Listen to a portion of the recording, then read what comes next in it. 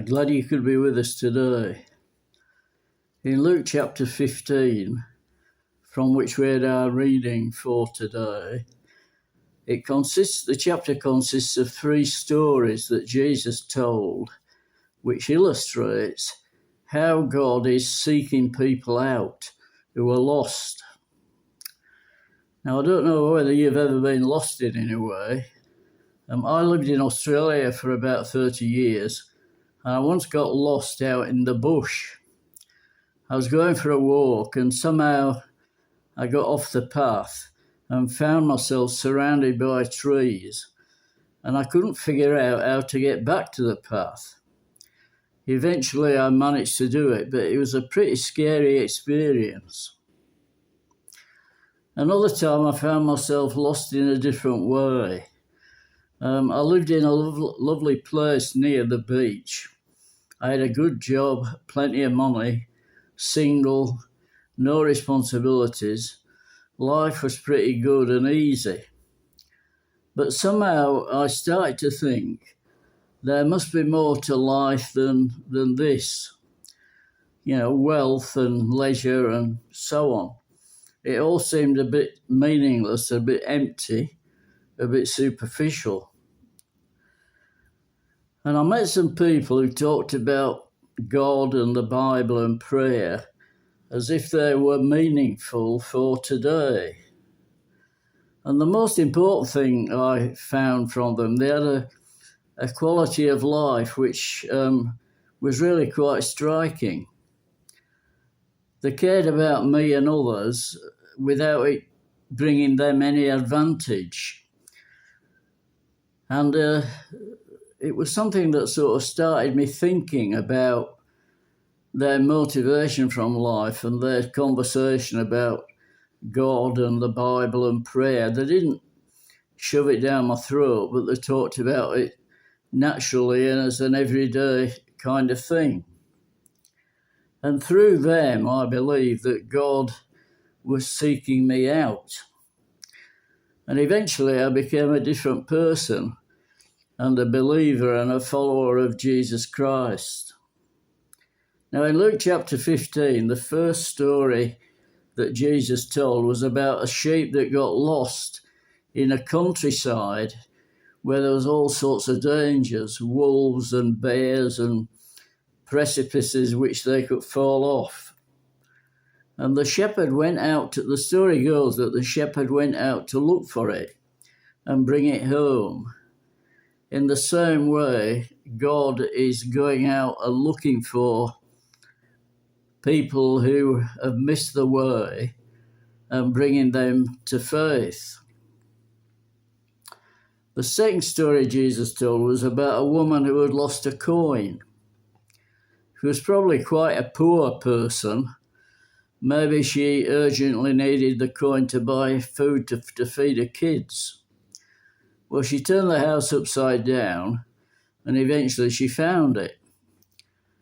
And when I was thinking about it, it reminded me of myself, looking for my glasses or my keys or my wallet, especially my glasses. If I've lost them, I can't see to find the keys or the wallet. You might have a sort of similar experience. But this woman looking for this coin had to be very persistent. And she was persistent and she eventually found it. And Jesus uses the story to illustrate how God is persistently looking for us, seeking us out. He never gives up on anyone.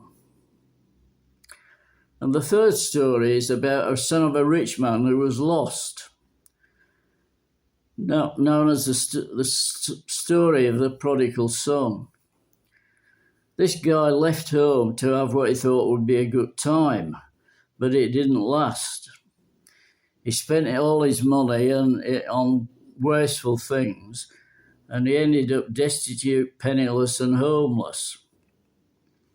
So in desperation, he eventually decided to go home, not knowing what kind of reception he'd get.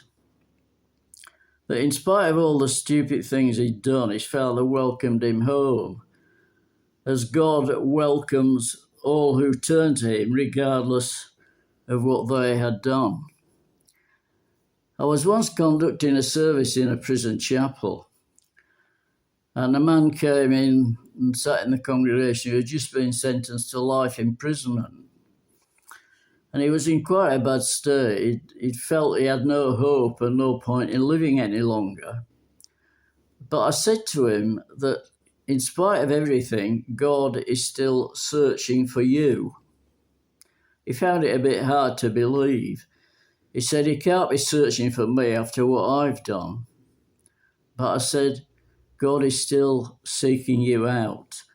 And eventually, even though he'd spent the rest of his life in prison, he found a faith which really gave his life meaning and purpose, and he was able to share it with others among the most unlikely people.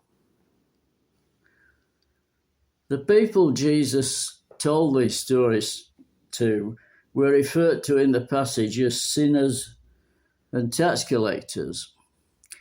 And then there was an outer circle who were sort of on the fringes, muttering and grumbling about him being concerned with down and outs and people of no consequence. But the onlookers were really in trouble. They were deaf to the message that every day God is seeking for them, searching for them. And similarly, he's seeking and searching for us, you and I. And it's really important that we respond.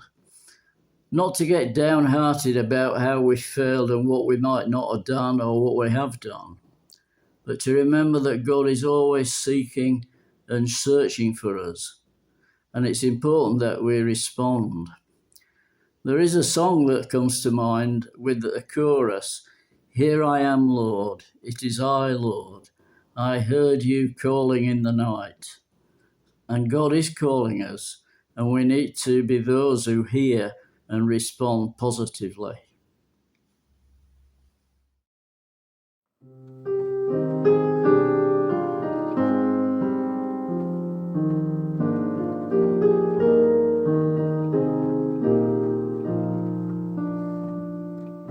From heaven you came, helpless babe, entered our world, your glory veiled, not to be served but to serve, and gave your life that we might live. This is our God, the servant King. He calls us now to follow him, to bring our lives as a daily offering of worship to the servant King. There in the garden of tears, my heavy load he chose to bear. His heart with sorrow was torn, yet not my will but yours, he said. This is our God, the servant King.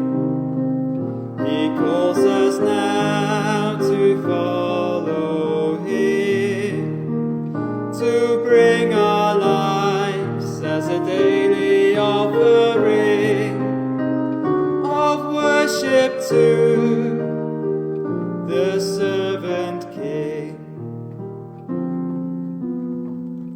Come see his hands and his feet, the scars that speak of sacrifice, hands that flung stars into space, to cruel nails surrendered. This is our God, the servant King. He calls us now to follow him,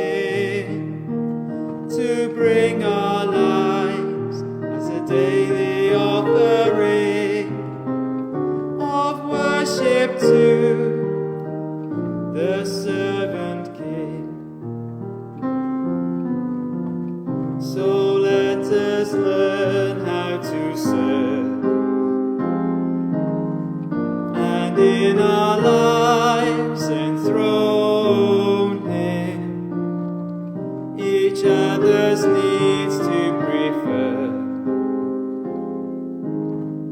For it is Christ we're serving. This is our God, the servant King.